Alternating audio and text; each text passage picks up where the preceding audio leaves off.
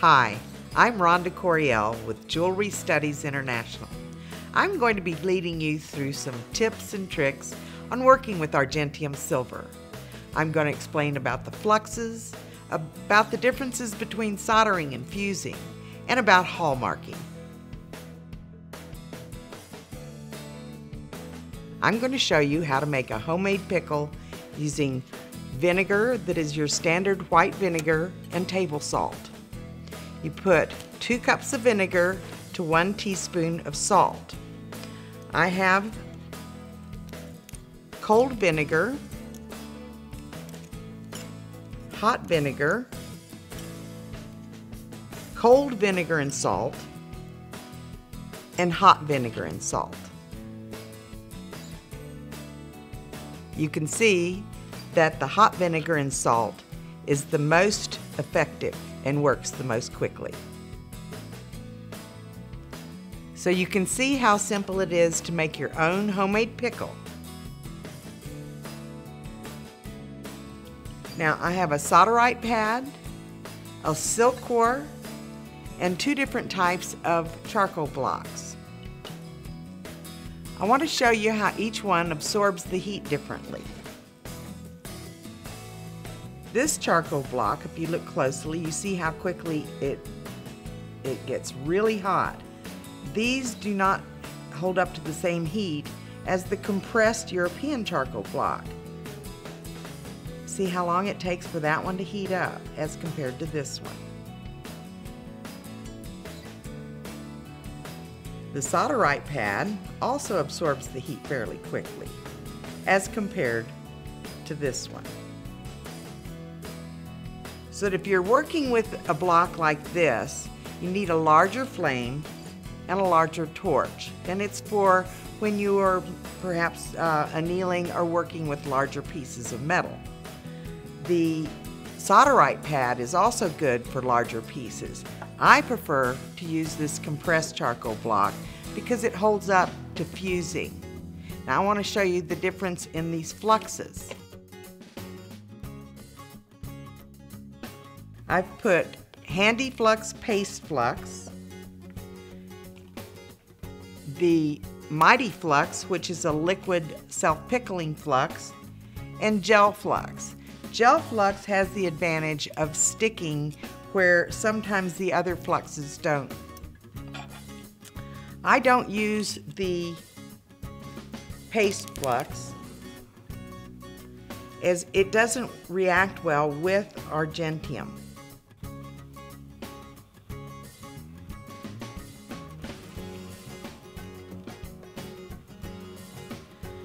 You will see that the gel flux leaves a little bit of a residue.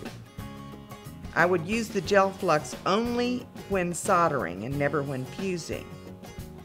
And the paste flux, you see how it breaks down into these larger, it looks like water droplets on the surface.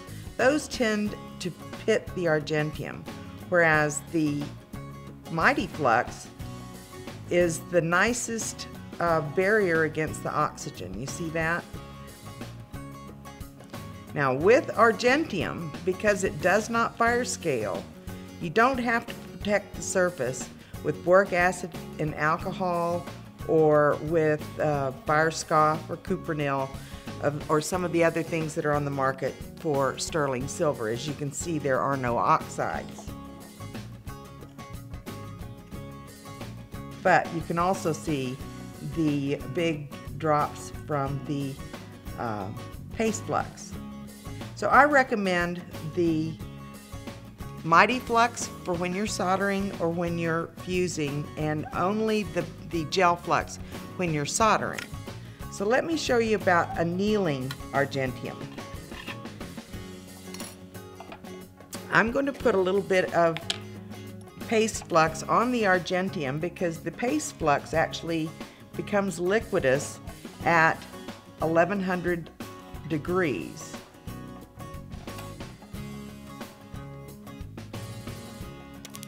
That happens to be also the annealing temperature of Argentium is 1050, a little over 1000 degrees. And as I said, we don't have to do anything to protect the surface.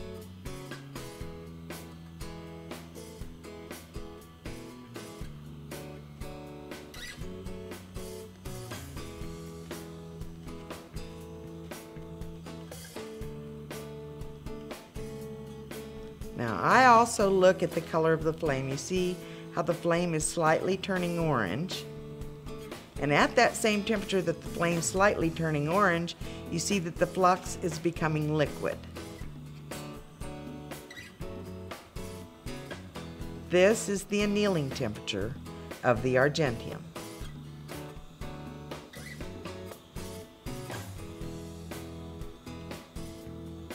The thicker the metal, the longer it will take to anneal. Thinner metal does not take as long. There's annealing Argentium.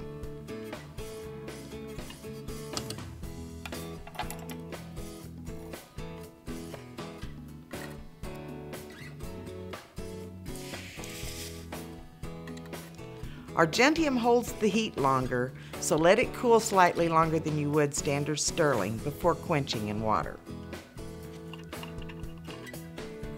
Now I've prepared a 2mm round ring that I'm going to show you how to fuse. I always coat the ring in flux, and then I'll put the seam where you can see it. Fusing means the joining of metal using no solder. Solder is another metal that melts at a lower temperature. So Argentium solder melts just below the melting temperature of your metal. So in fusing, I'm going to heat the whole ring and then focus my flame on the seam. Now you see the bright orange flame. Right after this bright orange flame, the surface will start to look wet. Here it comes. And there it is. The seam becomes virtually invisible. Fusing is actually the joining of molecules, that when you heat Argentium to this temperature, the atoms actually vibrate and actually intermingle, so that this is a very strong seam, and there will never be the color of a solder in your seam because there is no solder. Now I'm going to solder an Argentium band so you can see what happens with the soldering. Argentium comes in easy, medium, and hard solder. They also have paste solders available. The hard solder was actually developed for enameling. It doesn't have the same flow properties as the medium, or I call it medium hard, and I use that solder the most. The easy solder, if you're only doing one soldering, is like you were going to put an earring post or a finding on, you can use easy solder. Easy solder actually melts at a slightly lower temperature than standard conventional sterling solder that would be easy solder. So always coat your flux, always coat your solder in flux before using it.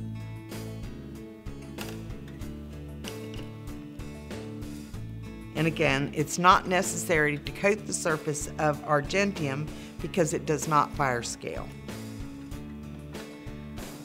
Argentium also does not transfer the heat the same as standard sterling, so I can concentrate my heat simply on the seam. I don't have to worry about heating the entire ring. It is the metal that melts your solder, not the flame. So as the flux starts to become liquid, you can see the color of the flame becoming more orange. I will simply place the solder with my solder pick right there, and there's the soldering. Again, it's the heat of the metal that melts your solder, not the flame itself.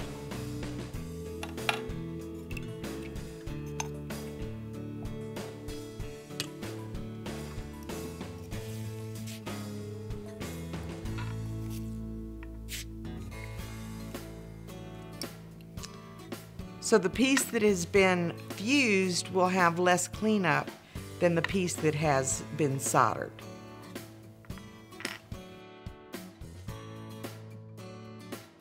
On this sheet of Argentium, I've placed easy Argentium solder, medium, hard, and the paste solder. I've used the Mighty Flux as the flux on the sheet and have coated each of the pieces of solder in the flux also. Again, I prefer using the Mighty Flux over any of the other fluxes.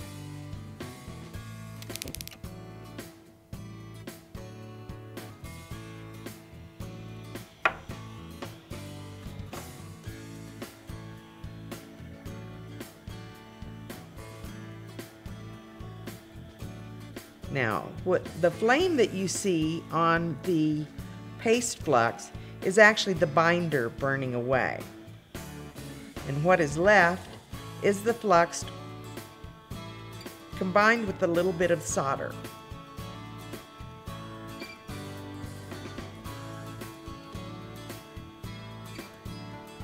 You can see that the easy solder melts at a much lower temperature.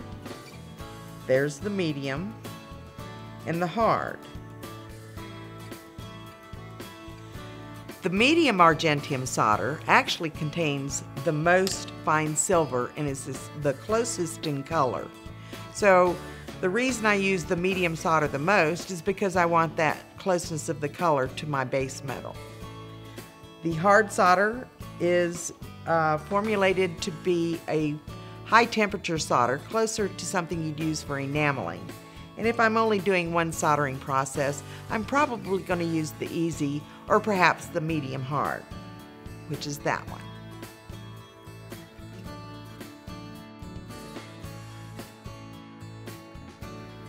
When working with Argentium, you should hallmark it with a sterling stamp, along with the quality mark for Argentium, which is the flying unicorn.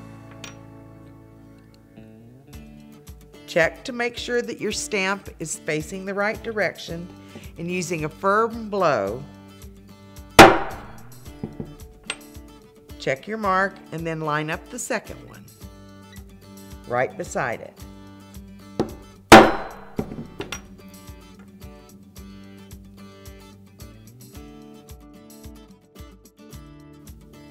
These are some of the tips and tricks for working with Argentium Silver.